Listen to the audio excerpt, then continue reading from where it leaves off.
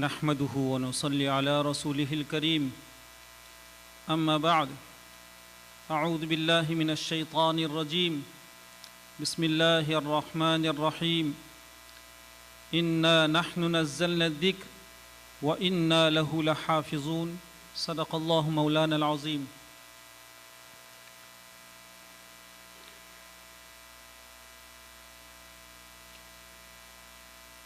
انتہائی عظمتوں کے حامل ارباب علم، ارباب معرفت، بالخصوص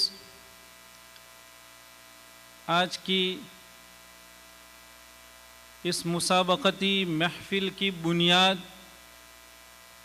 کہے جانے والے میرے یہ مساہمین عزیز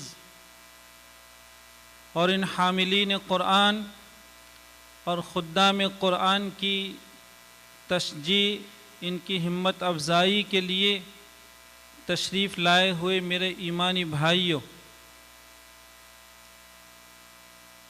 آج کی اس مجلس کا ہر شریک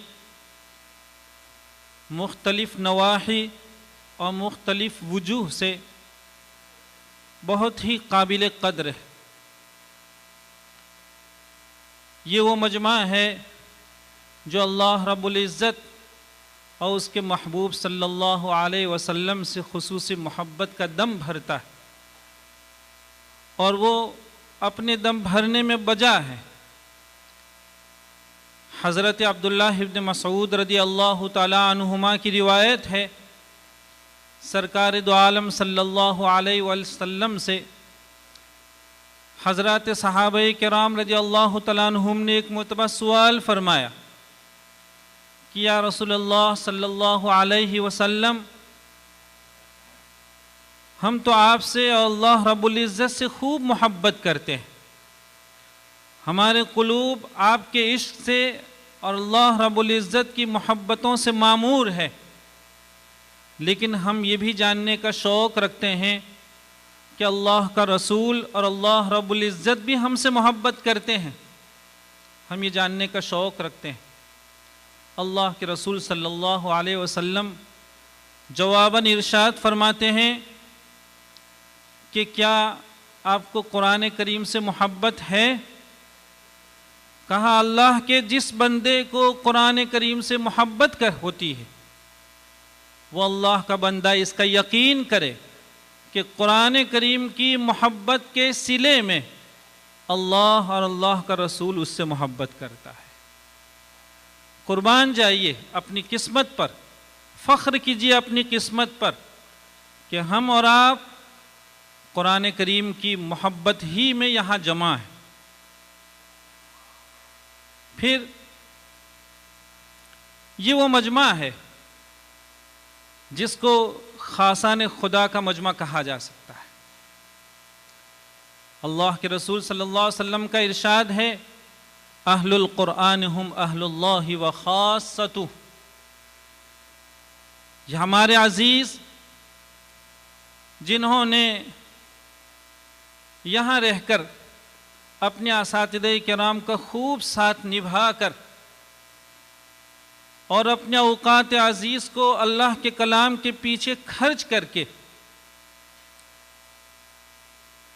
اپنی محنتوں کا عمدہ نمونہ پیش کرنے کے لیے یہاں وہ تشریف لائے، اور ہمیں اور آپ کو یہ موقع میسر آیا ہے۔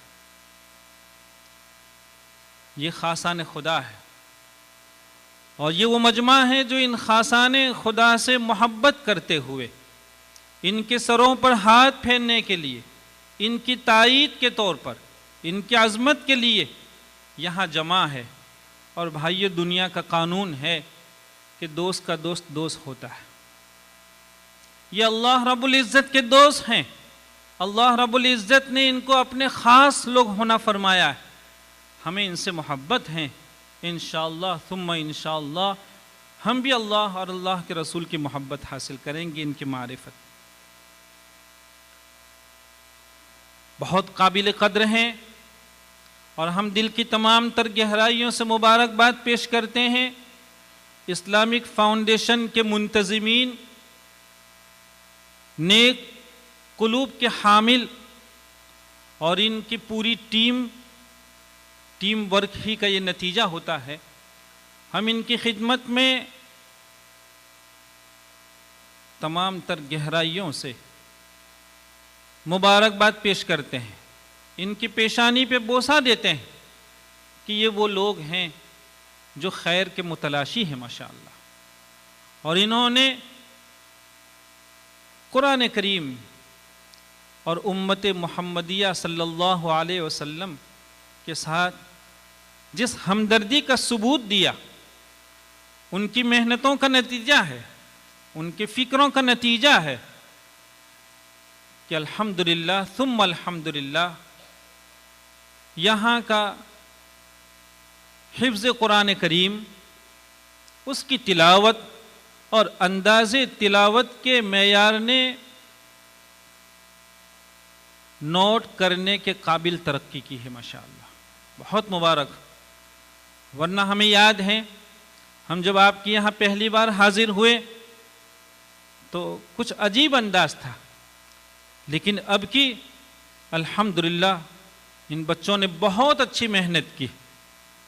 کچھ بچے مسابقے میں آئے، انہوں نے جب تلاوت کی تو بھائیو حقیقت یہ ہے کہ ہمیں اپنے آپ کو سنبھالنا مشکل ہو گیا۔ کیا عمدہ ان کی قرات، ان کی تلاوت میں کیسا کیف، کیسا کانفیڈنس و اعتماد، بہت مبارک ہو ماشاءاللہ ان کو، ان کے اولیاء کو، ان کے اساتذہ کرام کو بہت مبارک ہو۔ کہاں ہے یہ کیف؟ بھائیو لاکھوں روپیہ خرچ کرنے کے بعد بھی مارکیٹ میں کیف نہیں ملا کرتا،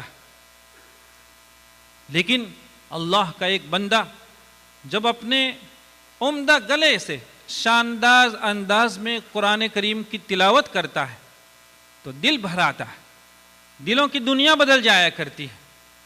اور بھائیو جب دل کی دنیا بدل جاتی ہے، یہ وہ موقع ہوتا ہے کہ اللہ کا بندہ اللہ کی بارگاہ میں جی چاہے عرض کر لیتا ہے، اور جو چاہے وہاں سے منظوری کا مہر لگوا سکتا ہے۔ یہ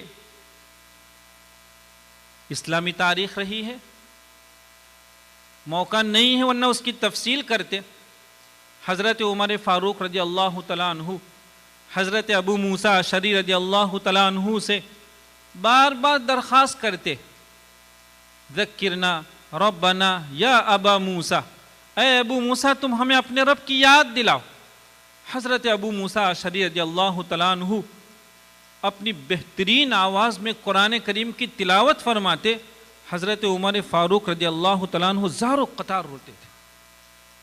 امام شافعی رحمۃ اللہ علیہ کو کون نہیں جانتا ہے، صاحب فقہ۔ امام شافعی رحمۃ اللہ علیہ سے متعلق کتابوں میں لکھا ہے کہ اللہ رب العزت نے جہاں بہت سے کمالات ان کے حصے میں کر رکھے تھے، وہاں دل ربا آواز، جاذب آواز بھی ان کے حصے میں فرمائی تھی۔ ان کے معاصرین کا بیان ہے کہ جب ہمیں اللہ کی یاد میں ڈوب جانے کا شوق ہوتا تھا تو ہم سب اجتماعی طور پر امام کی خدمت میں حاضر ہو کر درخواست کرتے تھے۔ امام شافعی رحمۃ اللہ علیہ قرآن کریم کی تلاوت فرماتے۔ کتابوں میں لکھا ہے کہ جب آپ بہت حسین لہجوں میں قرآن کریم کی تلاوت فرماتے تو بیٹھے لوگوں کی چیخیں نکل جاتی تھی، اور ان کی آواز اتنی بلند ہو جاتی تھی ان کی چیخوں کی کہ امام شافعی رحمۃ اللہ علیہ کو یہ خطرہ ہو جاتا تھا کہ کہیں ایسا نہ ہو کہ کوئی بیچارہ جان سے ہاتھ دھو بیٹھے، تو پھر وہ اپنی تلاوت کو بند کر دیا کرتے تھے۔ ہماری عزیز ماشاءاللہ ایسی صلاحیت رکھتے ہیں، ہم ان کے بزرگوں کو، ان کے اولیاء کو، ان کے اساتذہ کرام سے یہ درخواست کریں گے کہ وہ اپنے ان ہیروں کی قیمت خود بھی سمجھیں اور ان کو بھی سمجھانے کی کوشش کریں، آئندہ ان کو اور اچھی راہ دکھلائیں۔ بہت اچھے ہیرے آپ کے کانوں میں موجود ہیں ماشاءاللہ۔ اللہ تعالیٰ خدمت قرآن ان کے حصے میں فرمائے۔ بھائیو، مسابقے کے عنوان سے جو دو چار باتیں ہمارے ذہن میں ہم نے جس کو نوٹ کیا وہ یہ ہیں کہ ناظرہ کی جو کیٹیگری تھی، ہم نے پچھلی مجلس میں بھی عرض کیا تھا کہ یہ خشت اول ہے ان کی. آج پچھلے 3 روز سے جو مسابقہ رہا اس میں جہاں مکمل قرآن کریم کا شعبہ، وہ جو گروپ بہت عمدہ گروپ رہا، ماشاءاللہ بہت عمدہ گروپ رہا. انہوں نے ہمیں بہت متاثر کیا، ہمارا جی خوش ہو گیا، ایسا لگتا ہے جیسے سفر وصول ہو گیا. کیا عمدہ بچے ہیں. جب یہ ابھی رمضان المبارک میں کسی محراب میں کسی مصلی پر کھڑے ہو کر اللہ کے کلام کو تراویح میں سنائیں گے، کیا لطف ہوگا، کیا سما بنے گا. وہ بہت مبارک ہے ماشاءاللہ.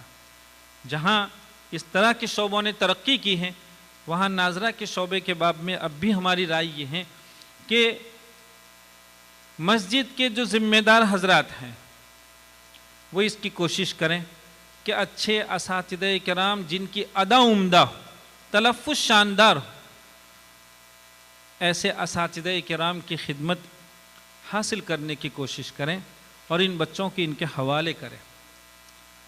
ناظرہ میں کچھ غلطیاں اس طرح بچوں کی ہوئی جو بنیادی غلطیاں کہلاتی ہیں، اور بھائیوں اس عمر میں اگر ان غلطیوں میں یہ بچے مبتلا رہے، ہم اپنے تجربے کی بات کہتے ہیں کہ ہمارے یہاں وہ جوان جو 24 گھنٹہ عالمیت کے لیے فارغ ہوتا ہے، تجوید پڑھتا ہے، قرأت سبع پڑھتا ہے، لیکن سبع پڑھنے کے بعد بھی نو عمری میں معصومیت میں جو الفاظ ان کی زبان پہ غلط چڑھ گئے ہیں، سبع پڑھنے کے بعد بھی ان کے لیے ان الفاظ میں پریشانی ہوتی ہے.